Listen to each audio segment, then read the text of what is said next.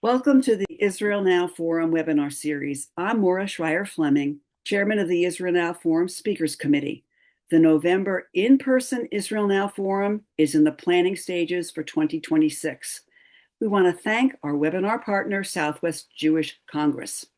Today's webinar features Benjamin Baird. Benjamin is Director of MEF Action at the Middle East Forum and a public affairs specialist focused on Middle East policy, foreign influence, and counter Islamist advocacy. He mobilizes constituencies to support the Middle East Forum's policy objectives and coordinates effective public pressure campaigns for legislative victories. He has a BA from American Military University, is a U.S. Infantry Army veteran, and his writing appears in the National Review, New York Post, and Jerusalem Post, amongst many.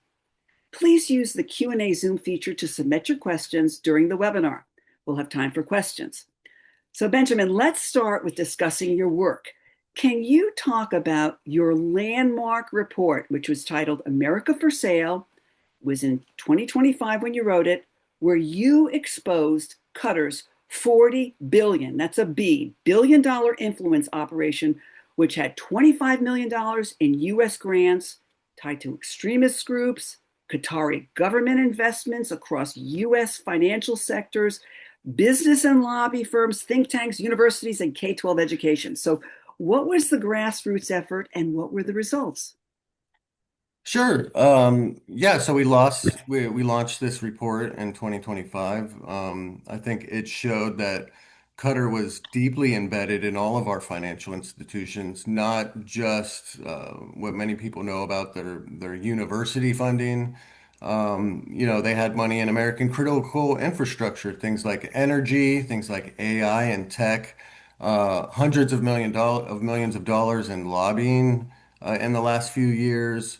And a lot of this money targeted people who were elected officials, former elected officials, people who went on to be part of the Trump administration, even just huge amounts of money. I mean, we're talking about $40 billion over the last few years. Oh, and by the way, after last summer, there was a U.S. Qatar meeting in Doha where they committed to hundreds of billions of dollars in U.S. investments over the years. And this is problematic for many reasons. The Qatar uses its money to have, we like to say, a boot in both camps. So they will, of course, be working with Islamists, working with Hamas, Hezbollah, Al Qaeda, other overseas terrorist groups and movements. They are really, outside of Iran, the biggest state sponsor of terrorism in the region. However, they're considered a major non-NATO ally. And one of the ways they do that is to make themselves indispensable from a financial perspective. When they invest so much money in, I mean, it's private equity and hedge funds.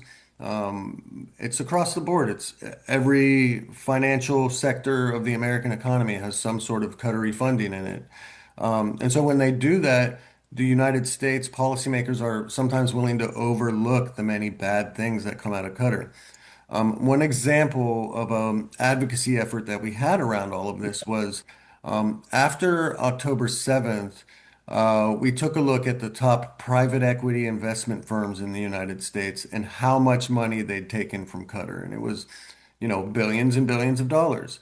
And so we put together a letter writing campaign where people could sign up. And when they signed up, it would send a letter to the CEOs of all of these firms. And they would receive letters saying, hey, just so you know, Qatar, funds Hamas. It was right after October 7th.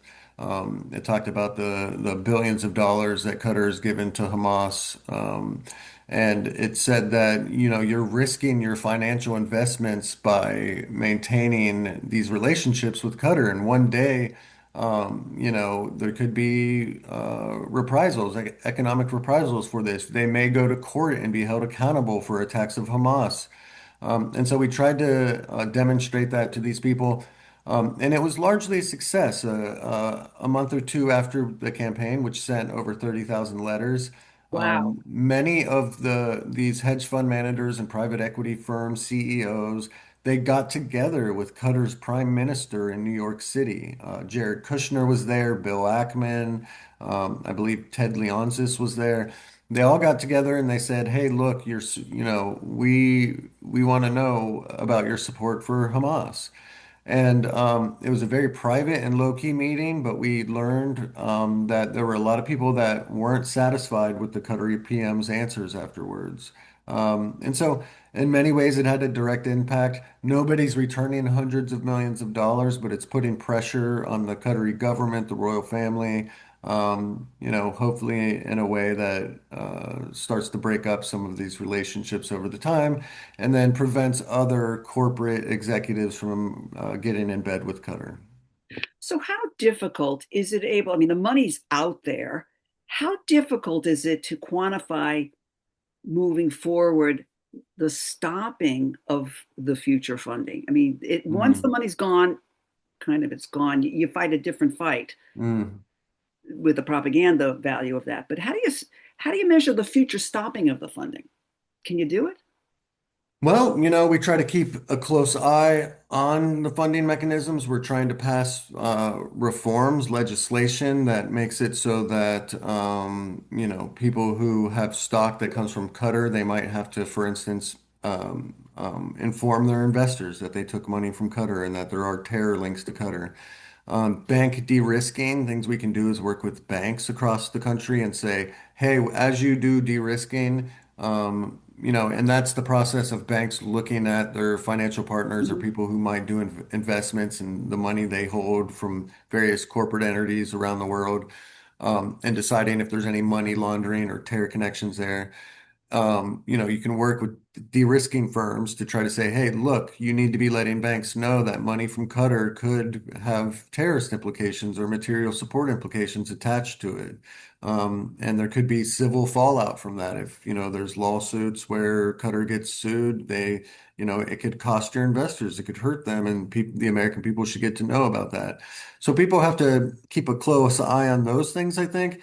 But as far as looking at all of this money and keeping an eye on it, it's incredibly difficult because Qatar often has, shell companies. They'll invest in a private equity firm, and then that money is used to invest in 100 other companies. So Mhm. Qatar now has a stake in 100 companies because of a single investment that they made. So it's really difficult to quantify how much money they've put into our economy. That 40 billion could be, 4 or 5 times larger than that when you look at, sub investments that are made as a result, or they've set up firms that don't have anything to do with Qatar on paper, but in fact have made hundreds of millions of dollars in real estate investments. So And it probably is too. So that's right. So very difficult to quantify. So you go back to the letter writing campaign, 30,000 letters. That seems to be like a lot of letters. Do you think that it is a lot of letters? Or I think that would have been an effective campaign that you led. So what would it be? How effective would it be letter writing via, people listening to this and the recording of this Mhm. saying, tell me the process of getting people involved to write letters. What does Yeah. that look like? Because you lead that process. Sure, yeah. That's part of the MEF Action project that I run at the Middle East Forum. It's our grassroots initiative. It's also direct government outreach. The dirty word for that may be lobbying, but a lot of the lobbying that we do is supplemented by grassroots action. And what I mean by that is we find people who are willing to sign petitions, write letters, emails, who are willing to show up to protests and rallies, who are willing to spread our message in different ways, PR wise. And it's very helpful, as a think tank, what we bring is good policy advice. But Mhm. when you have good policy advice backed up by grassroots constituents saying, we agree with this policy and we want you to support it, either to a lawmaker or like a corporate leader, it's highly impactful. And the way we do that is through our digital letter writing campaigns or petitions. All people have to do is go to our website at meforum.org, or you can just Google the Middle East Forum and direct yourselves to our website that way. At the very top, there's an action tab, and if Okay. you hit MEF Action, it'll take you to our Middle East Forum Action Center. And from there, you can look at all of our ongoing campaigns. You can take part in, the whole, it's a wide mission set that we have. We deal with advancing American interests in the Middle East, but we Mhm. also work on fighting Middle Eastern threats here at home. Mhm. And so you can look at some of our active campaigns. We're going to have one that goes out today, for instance, that is going to call on Congress to support a appropriations bill, an emergency supplemental appropriations bill that gives money to support Iranians resisting the regime and puts aside future funding to help Iran through a government transition. So they Uh, go to your website, yes, meforum.org, go to that's the action tab, sign their email. They yeah, will get all emails from you in the future as that's to what right. they need to do, and that's one and done. And then they can click and write a letter as you request, etc. So Yeah, let's the letters are pre-written, I should say. They can edit them as they wish, but yeah, once you sign up for one campaign, you get future updates about them all. okay, good. So they should check that. So they should action item do that. So let's Yes, get back to legislation. What yes. sort of talk about the process of influencing legislators Mhm. because it doesn't sound easy. And what does that process look like? Yeah, I mean, look, getting legislators to do what you want to do when they're, overwhelmed with 1,000 opinions can be very difficult. One of the first things we like to do when we look at a particular policy that we support is, first of all, we want it to be different. We don't want to be pushing something that other think tanks are getting behind. We want it to be bold, and we want there to be a measurable impact from that policy. Something that legislators can look at is if I push this out, A, B, or C is going to happen. It's incredibly difficult at this time because if you look at what Congress has done, last year I think they passed maybe 60 to 70 bills. During the first year of the Biden administration, Congress passed 1,200 bills. And so there's been a great fallout from that. And so you really need to decide when you get behind legislation, if this is something that's just going to make a political statement, an office just wants to introduce it to make a statement, or if this is something that could really be passed. You got to get over that 60 Senate threshold, 60 votes in the Senate every time you pass a law. So that requires some bipartisan support. And so we look at that with any kind of legislation that we support. Um, we draft our own legislation often and take that to lawmakers, try to do their job for them in some way by saying, hey, look, we've put together this bill. This may not be the template you want to follow in the end, but we've written it. We've had our lawyers look at it. This is what we think you should introduce. And if you want to make changes to it, that's great. But here it is. So do the work for them in that regard. Show that their voters, that their constituents stand behind the legislation. Try to put out op-eds and things in the press to get media excitement into it. And I think when you combine all of those things in what we call our ground game, it has an impact. It begins to build momentum, and you get a champion for a bill, and then you go from there and you find other sponsors. So you talked about impact. The bills you want the legislators to pass have to have impact, and it sounds like Right. you want it to be unique to the Middle East Forum. So, $40 billion, a lot of money. How do you measure impact? To me, you could measure it financially, but how do you measure? How does Middle East Forum measure the impact for the legislation they're going to push? Right. So, generally, we'll choose something where we want to see a direct result from this bill. Number one, it has to be passable, as I just stated. That's very important, is to push something out there that's not just a political statement. When it comes to something like if we wanted to go after Qatar for the amount of money they've invested in the United States, Let's talk about that. Let's talk about yeah, it. like we How would want you to do? push policy then that has an impact. That, for instance, if we got the SEC to issue guidance or say that investment CEOs, investment firms need to inform anyone who invests that they took money from Qatar. Something like that could have a huge carry-on effect. People are then going to want to know, like, well, why do we need to be warned about this? There's similar legislation with like Chinese and Russian investments. Mhm. And we think that that should spread to countries like Qatar. We've also got behind legislation in the past that makes it so that that would lower the threshold for universities when they report their foreign gifts. Right now, it's like $250,000. Any gift of that size or above, universities have to report. We're trying to lower that threshold because we've seen that some countries are getting around it by, giving five $249,000 Right. donations instead of one. Or we've also found that they're using U.S. nonprofits that they've established themselves to give them the money, and then that money goes to universities, and then they say, well, this isn't foreign funding; it came from a U.S. nonprofit. So we want to make changes to the law, and there's an immediate impact, for both of those. It's going to shine a light on this funding. It's going to make it so that if you lower the threshold to something much smaller, it's going to reveal a ton of funding that Americans don't know about. It's going to help Congress and others to make decisions about future foreign funding laws. It's going to ensure that universities do the right things with the money they receive from foreign groups.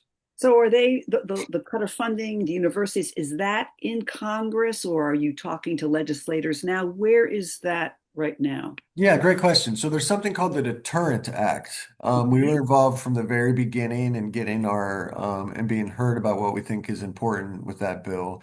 And it lowers the threshold to from 250 to $50,000. It passed the House, and there's a few other provisions within it that are also very important, like specifically stating the purpose of what the funding is used for. So it passed the House and it's waiting, I think, to advance in the Senate. We're going to continue pushing on that.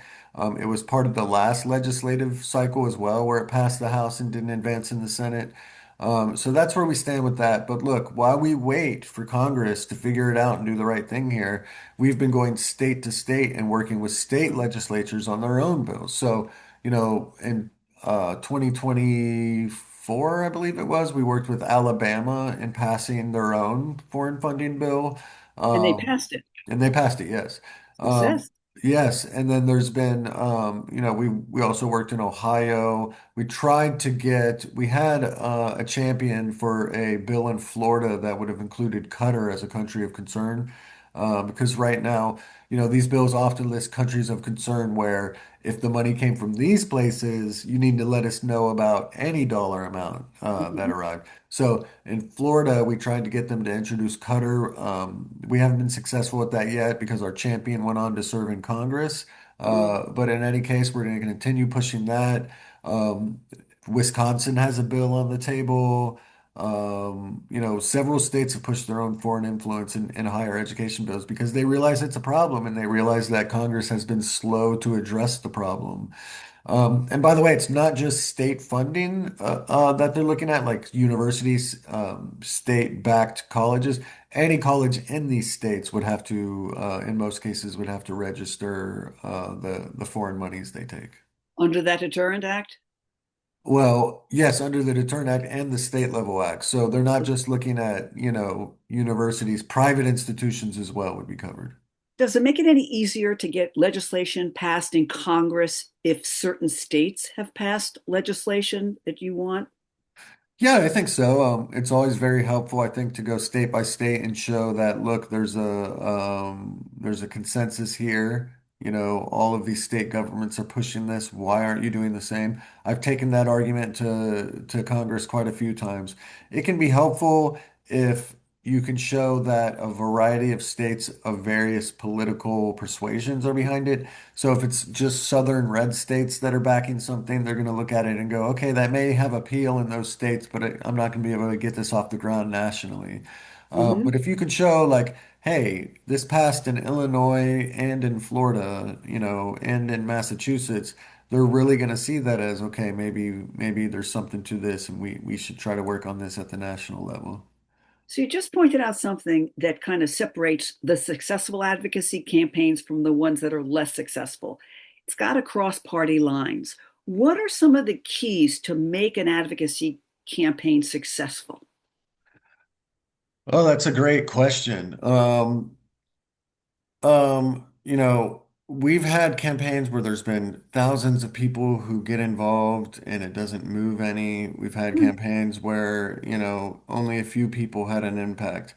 It doesn't take as big an impact from like the number of people that sign up if it's a state level initiative. Uh-huh. Nationwide, it can be really hard to break into these Congress members' office and show that, look, a lot of people are behind this. They get these campaigns, these letter writing campaigns, they get an awful lot of them. There's a Wow. number of advocacy groups that, cross the gamut from like chambers of Congress to mining and, environmentalists. They get it all. And really, it can hurt you if you start a campaign and only like, 1,000 people sign up because they look at it that, well, if we only got 1,000 letters, that doesn't look like many people care about this. Hmm. So we definitely want to make sure it's something we can get a lot of people behind. And so, a big part of that is when you launch a campaign, make sure that it's something that is politically salient and it's something that is really on top of everyone's mind at the moment. Like, right now, going after something dealing with Iran is obviously this is the time to get behind it. We did it in July of last year. We started a campaign series. We called it the Maximum Pressure Campaign Series. Hmm. And there was 5 or 6 bills that were already out there, and we just wanted Congress to do the right thing and pass that legislation last July. We got some more sponsors on board, but didn't move with the legislation. However, there's different ways to quantify victory, I think. You may not get the bill passed, but it might end up becoming part of must-pass legislation. And when I say that, things like the National Defense Authorization Act, like funding and appropriations bills, what they often do is they will take the language from a bill that they think was very popular but would be hard to pass, and they'll throw it in with an authorization act like the NDAA. And when they do that, there's 1,000 issues thrown in there. People are voting on the whole entire bill, not just your issue that's in there. Right. And so it's more likely to pass than if it was a standalone bill. And so we've had a lot of things that we've seen pass that way. Or, for example, we pushed for something in Congress, and the success of that forces the administration to look at it and go, "Oh, well, maybe I should do this on my own." Right. So We how hard is it to get that tagged on? You just, oftentimes you go to the person that sponsored it, and then they will have discussions with the heads of committee. In this cases, that would be House Foreign Affairs and the House Armed Services Committee. And then they'll say, hey, I want to get this to be part of that. We supported something, for instance, called the U.S.-Israel Defense Partnership Act. And Mhm. that set aside hundreds of millions of dollars for the U.S. and Israel to work together on things like AI, anti-tunneling, anti-drone technologies. The US and Israel are leaders in these things, and they should be working together. And while the bill didn't pass, it ended up being plugged into the NDAA and it passed that way. So, you often have a fight that continues beyond the bill. If the bill's not hugely successful or it's facing hurdles or you don't think you can get over that Senate threshold of 60 votes, plug it into an appropriations bill and you stand a much better chance. And we've done that with quite a few things. So it sounds like the strategy of getting your work accomplished is very much a strategy execution. And I know you said you like to go it alone, kind of, to make it unique, et cetera, et cetera. Mm. So if there are other organizations that also share your view on what needs to be accomplished, do you ever align with any other organizations? And if so, how do you pick them and what have you done? Yeah. That's a great question. We do form very big partnerships with different groups. Okay. One of the things we like to do in particular is to work with different diaspora organizations. So if Hmm. we're working on an Iran type of organization, we'll work with Iranian American groups. We've been really big on pushing for legislation and policies that contain Turkey because we view Turkey as a big backer of the Muslim Brotherhood and as a threat to really the entire Middle East and for what they're doing in Syria. And advancing that, we've worked with a very big, broad coalition of groups. The Armenian National Committee of America, the Hellenic American Leadership Council, Mhm. the American Syriac Council, the American Friends of Kurdistan. It's a really big coalition that we put together, and it's kind of like an anti-Turkey coalition, is what we've called it in many ways. But we've used that, for instance, to get Congress to send letters to the administration saying, "Hey, you shouldn't sell F-35 fighter aircraft to Turkey." Um, it's been really big. We just held an interparliamentary briefing. We got the Eastern Mediterranean Knesset Caucus. So it's a new caucus that we founded that puts Israel with Cyprus, Greece, and the United States. We look at that as the big alliance that can help bring peace to the Middle East. Yep. We held a big interparliamentary briefing on that, and we were backed by some of our coalition partners like that I just mentioned. And so, we like to pick diaspora groups or community organizations. We will work with think tanks, but oftentimes we found that we like to be the only think tank in on a Hmm. certain Hmm. coalition because that's where we're known for our policy advice. So we like to go it alone in that regard sometimes. But working with these big diaspora groups have only been very helpful. If you look at it, a lawmaker has a few things when he decides what to pass. He's Yeah. got the influence of lobbyists. He's got the influence of his constituents, voters. Am I going to lose votes if I pass Sure. this? And then special interests like like a group like ours, Middle East Forum, that pushes specific policy recommendations. And we like to show that all three of those are backing a specific initiative, and I think we're quite successful in that normally. Well, it certainly sounds as it and leverages your own position. And you just mentioned my last question, which is Turkey. I would I'm going to ask what you think is looking ahead the most urgent, underreported Islamist influence threats facing the United States right now, and where will you be focusing your energy? And Yeah, you mentioned Turkey, but um, sure. as a NATO member, which is problematic, I'm curious, what do you think is the next threat? Yeah, I mean, Turkey has always been, look, it's been a problem for many years. Just the way they treat their own people. They're very much tied to Islamist groups in the United States. There was a big landmark group that one of our partners pushed out a few years back that looked at the top Islamist groups in the United States and its relationship with Turkey. And they'll refer to President Recep Tayyip Erdogan as our president. And they will, anytime he comes to town, they're all there to meet with him. There's a big Islamist interest group out there called the U.S. Council of Muslim Organizations. It's basically the Islamist lobby in the United States. They are basically there to serve Erdogan. They want to do what Erdogan tells them to do. And Erdogan doesn't hide how he wants to help them. He told them during a speech recently that he's here to help them get Muslims elected in the United States, and he would give them any resources they needed to do that. He's got a $110 million property just outside of DC. It's called the Diyanet, Diyanet Center of America. It's a big mosque, but it's also a Mhm. compound. It has bathhouses and luxury hotels and a huge underground parking lot, residences, full-time residences there. That's basically kind of like his high court in the United States, and American Islamists are backing him so very much. Another thing, very briefly, to add on other threats, we need to be looking closely at South Asian Islamist organizations, Like um, which ones? like Jamaati Islami type organizations, a group called Tablighi Jamaat, or Deobandis. The Taliban, that's their religion, Deobandism.